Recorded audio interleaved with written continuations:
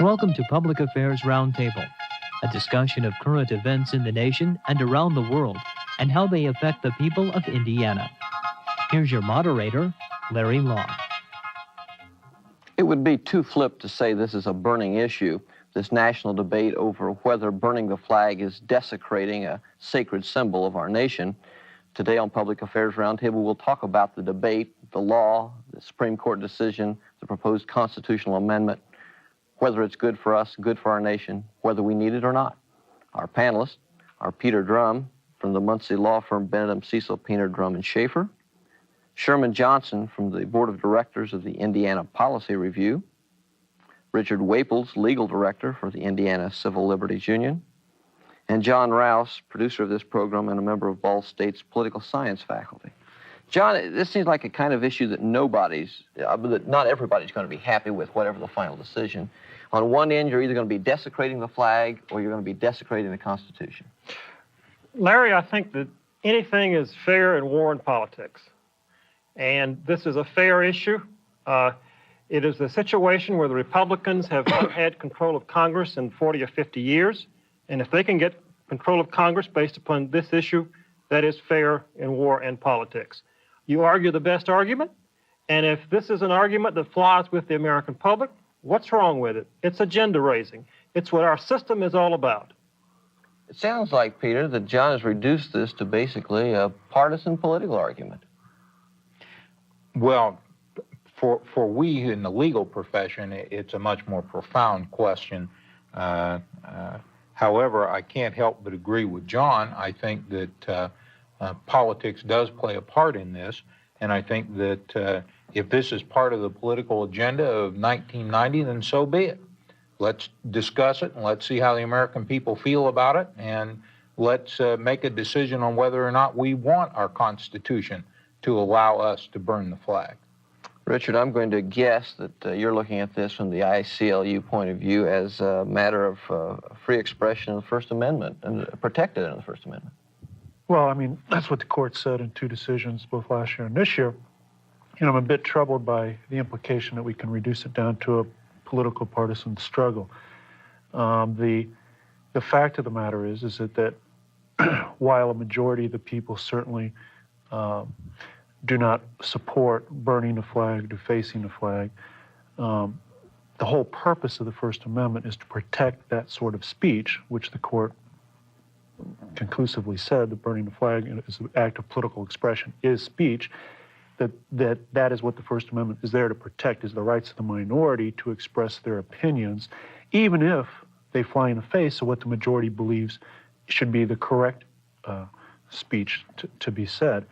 I mean, if we make an exception for burning the flag, I'm sure we can get a majority of the people to say that we should not let Nazis speak, and not let Ku Klux Klanners, or not let the satanic verses, if that's blasphemy, into the United States.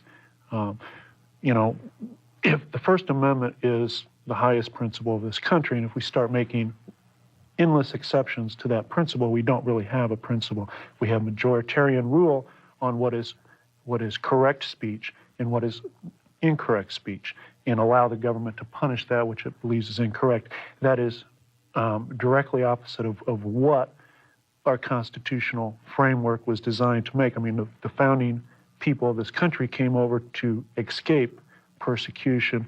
Of course, we don't have absolute freedom of expression even now. I can't walk into a crowded theater and yell fire, can I? Without being subject to the possible liability for what happens to the people when they flee in panic after I've incorrectly declared there's a fire. Well, it's a question not of whether we're giving people absolute freedom of speech, because we aren't in this country. It's a question, in my opinion, of whether this symbolic flag should be burned or not. And to me, it should not. There should be a law that prohibits you from doing that. Just like there's a law that prohibits you from burning down Congress or the White House. And I find that to equate freedom of speech to the desecration of this symbol of our country to be rather absurd argument. You're just not talking about a statute passed by the majority, you're talking about a constitutional amendment now. Are we ready for that, Sherman? I think so. the reason people rally around the flag, so to speak, is because the flag embodies feelings that so many people hold so dearly. When the flag goes up, it suddenly brings to mind all the feelings that they have about this nation. And a lot of people feel disenfranchised. Middle-class America, poor Americans, a lot of Americans feel that they are no longer empowered in this nation. And this debate gives them something that they can rally around. And if it does go through the amendment process and the amendment goes to the states for ratification, that's a chance for people to have impact in the state government, which is really what the Founding Fathers had in mind in this process. You know, I think this is a despicable issue, that it's a superficial issue. On one hand, we have the Republicans who are reaching down for an issue to rally their coalition, going back to 1988. On the other hand, we have Democrats who are mainly concerned about getting reelected without really having a program. We have a Congress that's Democrat. We have a White House that is Republican, and there's no real check and balance between the two. I mean, they're not checking each other. You know, I think this is a despicable issue, and it shows that there's really no substance in our politics. I mean, there are concerns that we have, like the deficit spending, and our politicians have nothing else to say in the summertime than be concerned about this kind of thing. But John, it's only despicable to the extent that it shouldn't be an issue at all. We should not have to deal with this problem because, to me, and I think to millions and millions of people who've grown up in this country, the flag is a symbol of the United States.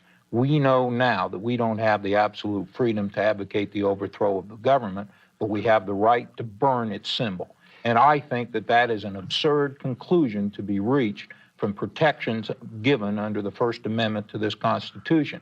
It is so absurd that we shouldn't be dealing with it, and to that extent, I agree that this is a despicable thing to have as a political baseball in 1990. We should be dealing with substantive issues concerning deficits, and we should be dealing with substantive issues that are addressed to our national defense and this amazing, but in our opinion, marvelous breakup of what Ronald Reagan called the evil empire of the Soviet Union. These are the things that should preoccupy us in 1990 in the direction our country will take. But unfortunately, they are not, because we have a group of, I consider, very liberal, elitist people that feel they know better than the majority of the Americans. Matter of fact, I would use the word vast majority of the Americans, what is or is not a symbol of our country. Peter. And they're the ones that are making this decision for us in a way which violates every concept of common sense that I would apply to application of the law. Peter, I would disagree with you when you say that we have this liberal majority on the Supreme Court that has fashioned this right to burn the flag out of the First Amendment. As a matter of fact, the majority was made up of Brennan, Marshall, Blackmun, Scalia, appointed by Kennedy, or appointed by Reagan, and Kennedy, appointed by Reagan. And I think Kennedy, I mean, Scalia and Kennedy are two of the most conservative people that we have on the court. And I think that they eloquently expressed the principle which they adhered to, and that is, while they fundamentally disagree with burning the flag, that's not what we're talking about. We're talking about whether the Constitution allows states to punish people for that kind of expression. Joey Johnson in Texas was sentenced to a year in jail for burning the flag. Do we as a nation want to say that, yes, for engaging in that kind of speech, even though the majority find it odious, we're going to put people in prison for it? Well, of course, I don't want to set the punishment for burning the flag or driving drunken on our highways or for molesting children. We have a process we do that with in this country. It's called our legislature. If it's a state offense, we let the state legislature determine what kind of crime it is and the sentence that we ought to serve. That's fine. What I want to do is say, you can't burn our flag, period. Now, to me, that's a very common sense approach to this problem. I know. When did we get to the point where we could burn one of the great symbols of our country? We're not stand talking about at ball games and talk about our flag prevailing during the War of 1812 when we sing our national anthem, and yet we let people burn it. Okay. Now, to me, that is an absurd way to look at the First Amendment. And let me tell you what I meant by a liberal elitist group. There is a theory on the East Coast of this country that these kinds of permissive behavior are quite allowable. And that's an interesting theory, but it's one that I don't think we buy here in the Midwest. But that is obviously a theory in good faith that the majority of the Supreme Court bought into. This kind of behavior, which doesn't harm you and doesn't harm me physically, and is merely an expression, of, odious as it may be, of someone else's opinion about something, should be permitted. And I'm saying we can permit most kinds of expression, but we shouldn't be burning the symbol of this country. Okay. And I think that that is a very common sense conclusion to be reached from anybody that wants to ignite our flag. Certainly. I mean, here you're talking is a very conservative, white male Midwestern who has values. I don't know if you served in the country or in our country's military or not, but perhaps you did, and you feel very strongly about the flag. And I recognize how you don't want people defacing it because you venerate that object as something sacred. And I would say that the majority of the people do in this country. And that's why you want an amendment to the Constitution. Wait a minute. We also venerate our government, and we don't allow you to violently suggest we overthrow it. Well, that's a big difference, Peter. Well, There's a you big say difference. it is. To me, it isn't. Well, what I was going to say is that while you feel that we ought to have a constitutional amendment to prohibit flag burning, why not? Why, if you were black and poor in this country, why don't you feel that you could have the right to have a constitutional amendment to prohibit racial epithets and other racially motivated speech? I mean, that is odious speech, and that is a much bigger problem in our country than people burning the flag. We don't have a wave of flag burners out there. In fact, they're the smallest minority. This isn't an overthrow of the government issue. But racism is. I mean, we have a country that's divided by race. Why do we allow people to use racial epithets? Why do we allow people to use bigoted speech? I would think if you want a constitutional amendment to protect the fabric of our country, that's what you should argue for. I also think if you're a woman or if you're a feminist and you think that sexism in the war between the sexes is a big thing, we ought to have a constitutional amendment to prohibit sexist speech, because that is probably a larger problem in our when country. we talk about preserving apples, it's nice to discuss oranges. But what we are discussing here now is the appropriateness of burning the flag of the United States. No, we're not. We're talking about appropriateness of a constitutional amendment racism, to allow. And if we want to discuss the possibility of discrimination against women, then certainly we're going to have views on that. But to me, when you diverge to those kinds of arguments, you miss the point of what the flag is in this country, what it should be for you and for me and for everybody, whether you're poor, whether you're white, whether you're black. Well, and that symbol is what we need to preserve. The thing that we're doing what we're doing is to pander to a very small radical minority. You also have the question in terms of other kinds of desecration of the flag. For example, when I visit automobile salespeople, they use the flag to sell the cars. To me, that's desecration. If you go into a hardware store, they focus upon flags and using their flag to sell their products. So I think what we have to do in terms of raising this agenda, we have to look at all kinds of flag desecration. Besides that, if you pass the amendment, it'd be all right with me in a sense if the president was raising the issue in terms of the flag, but also raising these other issues. Well, John, I think we can agree that burning the flag is desecrating it. Now, if you can convince a majority of the people that flying a flag at a car dealership or putting a flag on the label of a product you're selling is also desecration, then that's fine. I don't know whether you can convince people that too is a logical form of desecration that follows the burning of the flag. The only thing I've seen in the laws that are pending before the Senate have to do with the actual physical desecration of the flag, which I believe could be interpreted as burning. The things you're talking about, John, I think people are bringing into hardware stores, bring people in to show how they support the flag or support America, that sort of thing. I don't think that involves desecration. But what the bills will be talking about is the actual physical desecration of the flag, which turns a lot of people's stomachs in America, not just white Anglo-Saxons sitting in middle America someplace, but as you said, rich people throughout America. And that's what creates a fire in the belly of those people, that's something that means a great deal to them, something that, whether they're immigrants, whether they're poor, wherever they've come from to this nation, that flag represents what they believe to be the best in America. And when they see people, radicals out there, who really have no other reason to burn the flag than for their own media generation, that's anathema to those people. The radicals of today may be the conservatives of tomorrow. So, Pete, you want to write this law? Pete, you want to write this law? The flag. Pete, you want to write this law and tell me, is hanging a flag in a van is a curtain, desecrating it, is putting a flag patch on the back of your pants? Well, now you're going to write the law. Now you're dealing in extremes. I am not. I'm dealing in the actual physical destruction of the flag. I don't want you to be able to destroy the flag. What's destroying the flag? That's burning it. Okay, so anything else I want to do with the flag is okay as long as you don't burn it. Well, what else I can run it through my garbage disposer. I can, in fact, pour paint on it, and I can walk over it, I can drive over it, I can cut it up. I think you're destroying it as a symbol of this country. I mean, you define destroy. Obvious.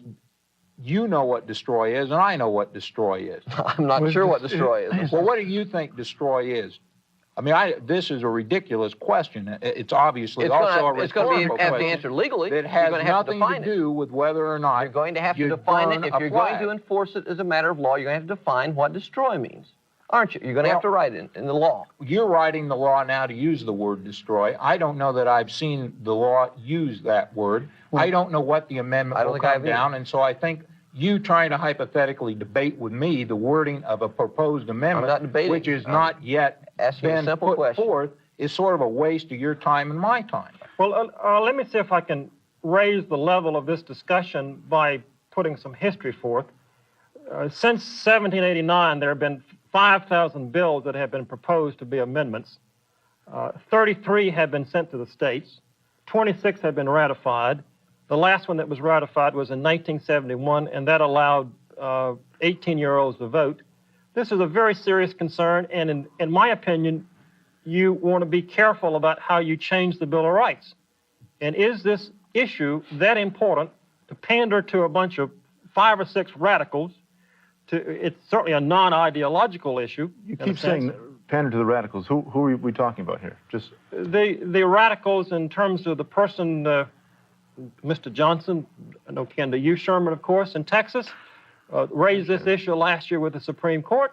I mean, why should we give attention to this group of people, very small, that really went unnoticed until George Bush and Dole thought this was all of a sudden a political issue? No, they didn't go unnoticed. Purely partisan. Wait a second. Didn't go. Simply not purely partisan to the sense of the Republicans. We've seen Joe Biden and some of those people who are considered very liberal party line Democrats adopt the policy that suddenly we should do this. So it's not so much a partisan issue of Republican versus Democrat. It tends to be people who are up for election, people that may be facing some tough elections. The leadership in the House and Senate have said they may not support it in terms of the Democrat side. But yet those people that are facing tough elections are going out and saying, I'm for the amendment. Sure, I would agree, because it panders to the majority of the people. I mean, who was it the point is that the issue of the flag does symbolize the values to a great number of Americans, and that has ignited a very strong feeling both in the Congress of the United States and in the states. And if it does follow through to the state level, let the states say where they want it to go.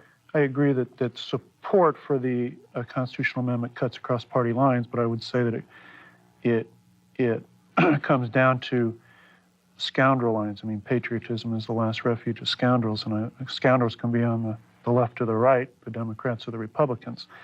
And I would disagree with you, Pete, that nobody noticed these flag burners when they burned the flag. They noticed the flag burners when the states, either Texas or Washington or the District of Columbia, the federal government, prosecuted them for flag burning, because we had laws on the books that said if you do this, we're going to put you in jail. If Joey Johnson in the 1984 Republican convention down in Dallas had unfurled the flag, doused it with kerosene and burned it, it would have maybe hit the the 6 o'clock news a little bit, but that was it. It would have been gone away. It would not have been a national issue. It was a national issue because Texas tried to put him in jail for a year for it. That was his sentence. You know, it's fundamental that a principle of free speech protects not only that speech that we agree with, but that speech which we don't agree with. And if you can say, if your support for this constitutional amendment boils down to this is what the majority of people want, then, and that's why we should prohibit this speech, then we don't really have the First Amendment at all. Well, of course, see, again, the First Amendment is not an absolute right. You and I both understand that. We know that there are certain parameters now that are placed on the First Amendment, and logically so, because, for instance, our government has determined that it is not in the best interest of the people of this country to violently advocate the overthrow of our government. And only so when there's an immediate, yes, you can. You can advocate for the violent overthrow. You just can't advocate for the violent overthrow in a context and in a place in which that sort of speech might incite violent action. Speech, qua speech, is never prohibited. It's only the actions that are the direct and consequences of that speech. Those who would support this amendment would say that the burning of the flag is such an odious act as to inflame those who look at it being burned to the point where they want to perpetrate violence on the person who's burning the flag. That hasn't happened in any of these cases. The people that burn the flag, I think a fair analysis of them would be nothing more than social exhibitionists. Why are they doing it? We never hear anything that these people say, you know, why they're burning the flag. It's there to get media attention. And to your point, John, that they are radicals and this does, to a degree, may pander at them, it does. But it also, in the Texas situation, the bill was there to protect the feelings and the beliefs of the people of this great state of Texas. And when that situation occurred, he was subject to the law. But why did this guy burn the flag? No one's answered that question other than the fact this guy wanted to go out, burn a flag to get on TV. No, he's burning it in protest to Reagan's Central America policies. That was quite explicit. He doused it, and he said, the red, white, and blue, we spit on you. And they had to die in and said that the administration's Central America policies were incorrect, that they were contributing to the death of hundreds of thousands of people over the years. And that's why if that sort of thing can happen by our government, then the symbol of the government isn't worthy of veneration. But that symbol represents a great more than what he felt about America. It represents what millions feel. What you need a law that protects what people believe and feel, I guess, is the, I mean, either you're secure in that feeling and this feeling is good and it exists and it's strong and you're secure in it, or perhaps it's not good. I mean, that's all what the marketplace of ideas is about, what's based on, free speech is based on. As I said at the beginning of the program, I have the full confidence of the American people through the democratic processes that this amendment will not succeed. Others of you may have other opinions about this, but I think it's going to fail in the House. There are going to be some Democrats who are so safe in their districts that they can vote against it, and it's going to stop right there in the House of Representatives. But I think the point you made earlier, John, that it does bring it to the agenda, and people can talk about it. It also brings to the agenda that the fact that our congressmen and our president and our system are not responsible politicians, that they don't deal with the issues, that we have a system that does not deal with the deficit and the very serious issues that we face, and for our politicians, Republicans and Democrats, to focus on this kind of thing is sheer irresponsibility. Well, if you're saying that it would be better for us to have a national amendment prohibiting the Congress from deficit spending, I would heartily agree with you. I think we ought to debate that. Maybe we ought to have two proposed amendments. One to prevent the burning of our flag, and the other one to prevent the spending of our money beyond our ability to collect it. And Pete, the 29th Amendment or the 30th Amendment or the 150th Amendment to the Constitution could be campaign financing that politicians won't deal with from a Republican point of view and a Democrat point of view. There seems to be a real certainty that, in fact, there's going to be a lot of, maybe demagoguery is not the right word because there's a connotation to that, but a lot of people that are going to be using this campaign as purely a political issue. I saw just this weekend a piece in the paper where one candidate's coming out for the state legislature about somebody who didn't vote for this resolution that the Indiana legislature adopted this past year, saying, my opponent was on the side of the flag burners and on the side of those people who want to destroy our country. I'd say that might be an overgeneralization of somebody who decides to vote, perhaps as a matter of constitutional law, against any sort of constitutional amendment. But to call call these people who want to destroy our nation, people who are for the flag burners, seems to be a little overgeneral. Well, if you're trying to point out that there are some illogical generalities that are sometimes used in campaigns, Larry, you're absolutely correct, and I totally agree with you. But I would go back to what John said. It's fair game. And let the person raise that agenda. Essentially, that person is accusing the other candidate of being not patriotic. And this issue could boomerang. So you have to be very careful. Politicians have to be very careful how they focus this issue, because it could backfire. But it has become dangerous in light of the 30-second soundbite. It's going to be a campaign issue, but I don't think it'll be an overriding campaign issue. And I think if anyone wants to drape themselves in the flag, they better have a record to stand upon to do it. Certainly it's on the agenda of a lot of candidates. Do people really care that much about it? If you said, what are the 5 most important or the 10 most important issues in this country, how many of them would put flag burning up there? But you say, do you think flag burning... I think it's about 19th on yeah, 19th or 20th out of... Well, I think in what we need to address as a government, it's got to be down at the bottom of the list, because I honestly don't think that the flag burners of this country are getting ready to overthrow us, nor do I think they have support to do that.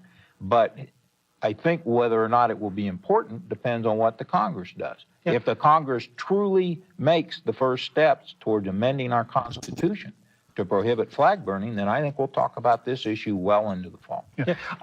Go ahead, Richard. Well, I was just going to say that, I mean, John, you talked about how many amendments have been proposed and how many passed.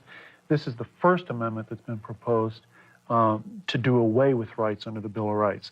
And in celebration of our 200th anniversary of the Bill of Rights, I think that that's just a mockery. Some people might say the Volstead Act was the first amendment to do that. Regardless, I think that it's fundamental that this country is so strong that we can stand by and allow people to destroy a symbol of this country and not punish them. We're down to almost nothing here on time. John says it's not coming out of the House, won't get to the states for ratification legislatures. What do you say, Pete? I think he's right. I don't think it'll get out of the House either. Sherman, you see? I don't think it'll get out. I agree. Well, what are we, people agree with discussion, me. Huh? All right. Thank you very much, Peter Drum, Sherman Johnson, Richard Waples, John Rouse for being with us here today and going over this issue, perhaps a moot one. I'm Larry Lough. See you next week on Public Affairs Roundtable.